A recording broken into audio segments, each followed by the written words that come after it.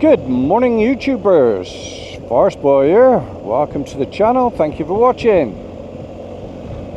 So it's been a couple of weeks, or more than that. It's been 4 weeks since I came back from Scotland, which was early February. We were there for 6 days. Well, the whole journey was 6 days. Not everybody's ideal trip going to Scotland in the winter, but I have to say it was absolutely brilliant. We had such a good time. I was joined by 3 other lads, although only 2 made it to the end. 1 dropped out, but the 2 that did make it to the end had an amazing time. And the same 2 guys are joining me on a trip to the Alps in a couple of months' time. Well, about 3 months actually. So they're really looking forward to it. But Scotland in the winter, yeah, I would definitely recommend anybody do it.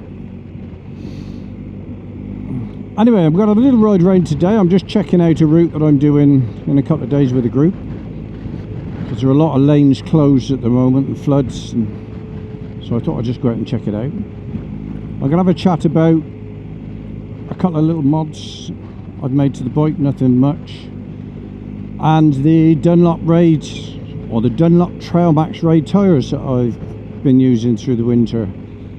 So if that's of interest, get yourself a cup of tea. See you after the intro.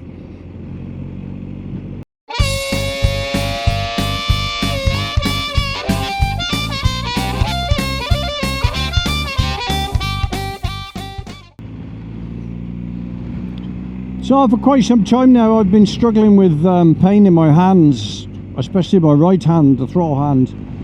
I had a bad accident a few years ago when I snapped off my thumb and damaged my hand and my shoulder and one thing and another, so I had to have surgery and thumb pin back on, all that kind of stuff. So I knew that sooner or later it was going to play me up. I have a bit of arthritis anyway. The joys of getting old, eh? But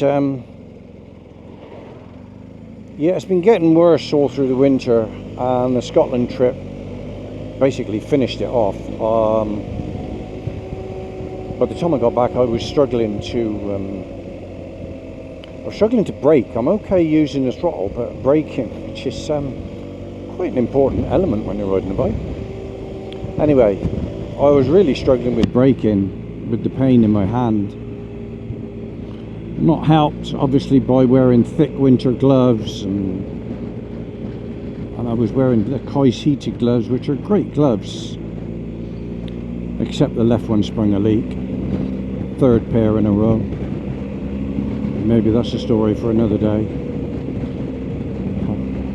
I shan't be buying any more Tyres gloves, that's for sure. Yeah, the Tyres gloves, they work absolutely brilliant, and they're so good, but that is the 3rd pair that I've sprung a leak. I'm just fed up with it now. Anyway, yeah, so I got home and I was in a lot of pain.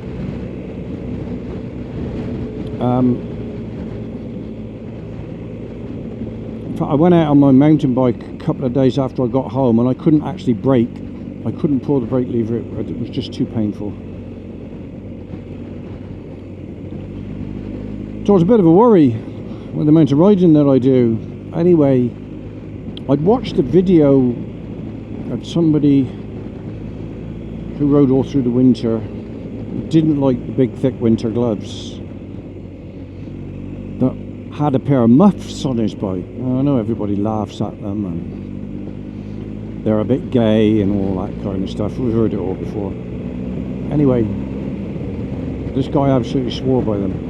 And I know when I ride on the continent, which I do quite a lot, you see loads of people with them on, especially in the winter. So I thought, oh, to hell with it, I'll try anything now, because it's getting to the point where I actually was doubting if I was going to be able to ride the bike much. So I bought a pair of these, I don't even know what they're called, they're just muffs. They're Tucano. They weren't expensive. And they certainly weren't the price of a pair of gloves, that's for sure. I bought these because they're quite small. They fit inside the hand guards rather than going over the hand guards. I mean, they're still not the prettiest things in the world, but they fit over the hand guards, and they enable you to wear thinner gloves. I'm actually wearing my summer vented gloves at the moment, which I would never wear at this time of the year. I mean, my hands would be frozen in literally in a few minutes. I've got no heated grips on, and I've got full use of the controls, and I have to say they've been a revelation. Yeah, they're not very nice to look at, in fact they're bloody awful, but I can wear really thin gloves, which gives me a lot more movement in my hand. I'm not having to sort of work my hands hard to do what I need to do. And they keep my hands so warm and so dry. In fact, I rode to the garage the other morning to fill it with petrol. I was meeting some guys. I rode to the garage, which is about 2 miles, and I thought, oh, I can't be asked to put the gloves on, so I just chucked them in the top box. When I got there, the garage was shut for some reason. I was down to less than 10 miles of range in the tank. So I carried on to the next garage, which is about another 8 miles away. And bear in mind, this was early in the morning, and it was very, very cold. We're talking 4 or 5 degrees. So I rode a good 10 miles with no gloves on and no heated grips, and it was absolutely fine. I could have ridden all day like that. Obviously I didn't, I put gloves on, but I could have ridden all day in 4 degrees with these things on. They're made of I don't know, a neoprene type material. They just slide over the end of the bars. There's no alterations to make. I had to take the handguard, just pop the bolt out there, take the weight off, slide them on, put that back on. That's all that holds them on. There is a bit of Velcro at the front, but I haven't used it. They tuck inside the handguards, they don't move. They felt a bit strange for the first 10 and 15 minutes, but now I don't even notice they're on there. I do have an awkward push to get my bike out of the garage when I get it out. That is a little bit difficult because I have to push it so far and then go on to full lock. So that, I wouldn't say it's difficult, but you can feel the pressure on the side of the thing, the muff, and it's just a little bit disconcerting. But again, I've done it 5 or 6 times now. I have absolutely no issues with it at all. So there they are. What did I say they were called? Tucano, I think. I will put I'll put the name up on the screen somewhere. But if you're struggling with your hands, and I know, you know, motorcyclists are in general getting older, younger people don't seem to be coming into motorcycling. Not surprised the cost of them. But anyway, if you are starting to struggle with your hands and big thick gloves just make it more difficult, consider a pair of these. I've got a couple of mates that have now said they might even consider them next winter. I should take them off in the summer. I won't keep them on. But come next winter, they'll be going straight back on. No doubt whatsoever that I'll be going straight back on the bike. Anyway, Dunlop Raid tyres. Yeah, I put them on before I went to Scotland to get used to them and make sure they were okay. Use them for the Scotland trip. By the time I got back from Scotland, the back tyre was absolutely shot. There was nothing left of it whatsoever. In fact, it looked like a slick. I won't put a photograph up because I'll incriminate myself, but the tyre was gone. That was 4,200 miles. The front tyre, I'll put a picture up of that. I've just put a new one on today, actually, the rear, because the front still had loads and loads of tread left on it. I'll put a picture up of that as well. Gravel on these corners. So I thought, well, I'm not going to chuck the front away with that much tread on it, so I've put another one on. It was £130. I reckon 2 rears and a front will get me up to, well, at least 7,000. Yeah, 7,000. So, but that's with 2 rears. To put that into context, I normally get 5, sometimes 5.5 from Michelin 6s, but they're both gone at that, front and rear, and obviously they're a lot more money. I get less from the Bridgestone A41s. I don't get much more than 4,000 from them. And my favourite tyre, the Metsler Rotec 01, which I always ran on my XR, on the GS, oh, 3,000 mile, it's gone. It's so soft. It grips like mad, but the torque of this thing just tears it to shreds, so there's no point putting them on here. So there we are. Not great mileage, but then I don't get great mileage out of any tyre. That's probably more to do with my riding style than anything else. I'm quite aggressive on the throttle, I'm quite aggressive on the brakes. I ride lots of nadgery, gnarly back lanes. I do a little bit of off-roading occasionally, not much, fire tracks and stuff like that, but even when I do, I'm spinning the back wheel up, because that's what I like to do. I pay the price for it. I normally get through 4 sets of tyres a year.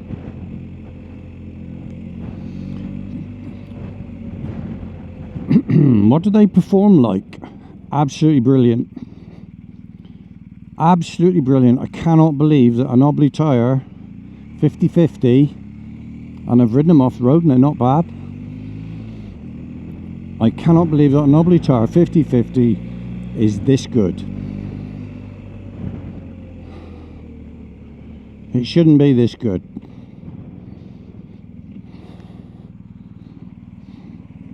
Like all knobblies, when you first put it on, it feels blooming awful. You're like, oh my god, what have I done?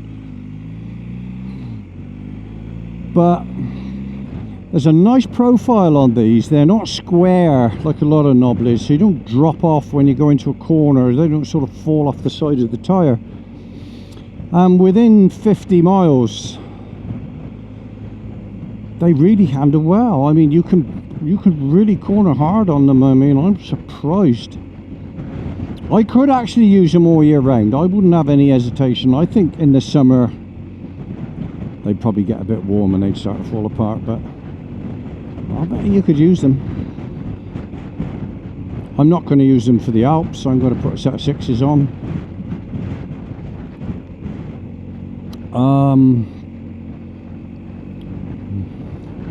I've heard other people getting 7,500 out of them. I could quite easily see that. I mean, I got friends who ride with me and they get far better mileage out of tyres than I do. I'm a bit of a brute when it comes to tyres. Negatives of the tyre. Oh, the other positive is the price of them. They're so much cheaper than sort of Michelin 6s and Bridgestones and all those kind of things. Negatives. Well, they're bloody noisy. And on certain road surfaces, they're very, very, very noisy. It does all depend on the road surface. I mean, at the moment, on here, they're quite quiet. On another road surface, wow, they drive you mad. The noise is very loud. In fact, on some of my videos on a Scotland trip, you can actually hear the whine coming off the tyres. That's how noisy they are.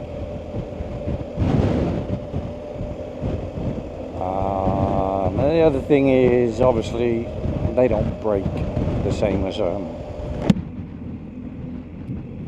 designated road tyre. They've not broke away from me. I've not had them break away from me, but I definitely have to brake considerably harder to get the bike to stop. So if you're cracking on, you need to bear that into mind. I have to say, for the first week, I got into trouble a couple of times braking on roads that I knew really well and corners that I knew where to brake. I would be doing my normal braking, which is all done from muscle memory, obviously, and it didn't stop. So again, after you've ridden with them for a couple of weeks, you would get used to that and you would apply more brake. It'll be interesting to see when I put Michelin's back on what that does, if I'll be over braking because I've been riding these. I'm not sure. Be an interesting little experiment. Anyway, in sum up, they are a fantastic tyre. I cannot believe how good they are. All my mates are like, wow, knobblies don't handle like that, you know, but they do. They really do. They corner beautifully. Once you get confidence in them and trust them, wow, they're such a good tyre. I'm pretty sure I'll put another set on next winter. Pretty sure. And they look great on the bike. I mean, they're chunky and knobbly, and they really, I just think they look real cool on this particular bike. Not that that really makes a lot of difference. It's handling and performance is far more important than what they look like. But I mean, the last set of, if you want, knobblies that I had on, and they're not really knobblies, was the Michelin Anarchies, and I dumped them after 1,000 miles. I couldn't ride them in the wet. They were, as far as I was concerned, they were lethal.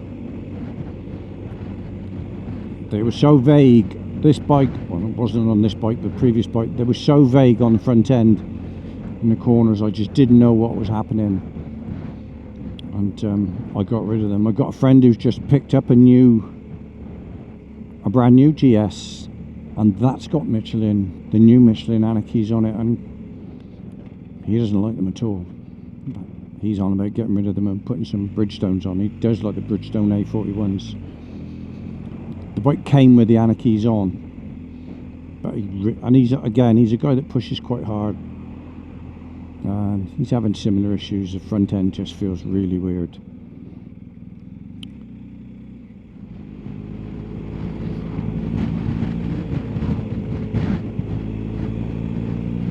Up in Shropshire at the moment, the Shropshire Hills. It's a beautiful day, a lovely clear sky.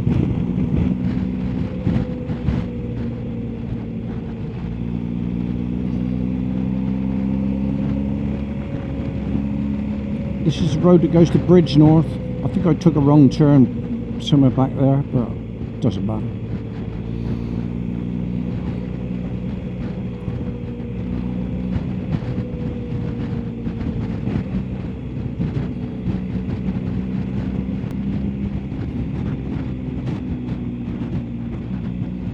Yeah, so the next big bike trip is the Alps, which is I don't know what this guy's doing. Throwing up as much dirt as he can, I think. Not sure what that was all about. Yeah, next trip is the Alps. 2 weeks duration. Taking in as many high coals as we can. I've got, I think, 8 coming on that trip, 8 or 10, I can't remember. 2 of the guys who came to Scotland, as I said earlier, they're coming. Guys who came on the Pyrenees trip last year, most of them are coming, including my son, which will be great. He can't do the whole trip with us because he's young and he's got work commitments. So he's going to join us on day 3 down by Lake Geneva. He's going to miss out the B500 the first couple of days. So he's going to meet us down there. So he's going to do all the cols in the Alps, but he's going to miss out the other bits. And then when we get down to Menton,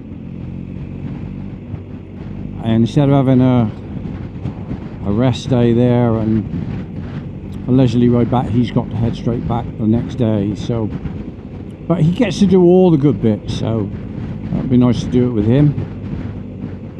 It was nice riding in the Pyrenees with him last year. It'll be nice to do the Alps with him before I get too old.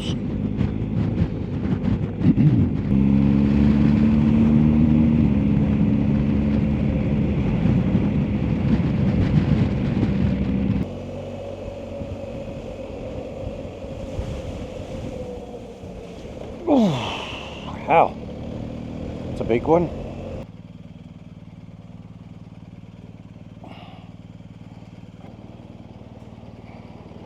Thank you, buddy.